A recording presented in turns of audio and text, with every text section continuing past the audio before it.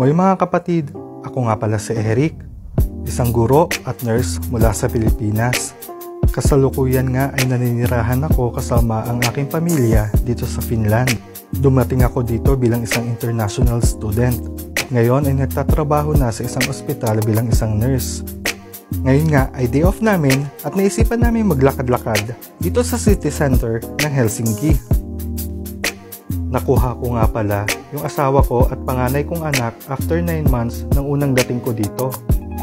Ito nga pala yung city center namin dito. Napakaganda at napakalinis. Ito nga pala yung asawa ko na naghahanap ng binatog hanggang ngayon. At ito nga si Anika, wala nang ginawa kundi uminom ng milk tea bawat labas namin. Autumn nga pala ngayon dito at sinasamantala namin ang bawat sikat ng araw dahil ilang buwan na lang ay magdidilim na naman. Magsisimula ang lamig at winter na naman. Simple lang ang buhay dito sa Finland.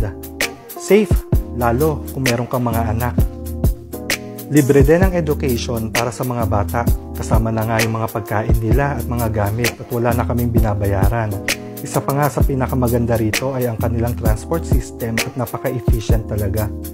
At yun nga, tara, samahan nyo kami i-explore ang buhay dito sa Finland. Hanggang sa muli, hey hey!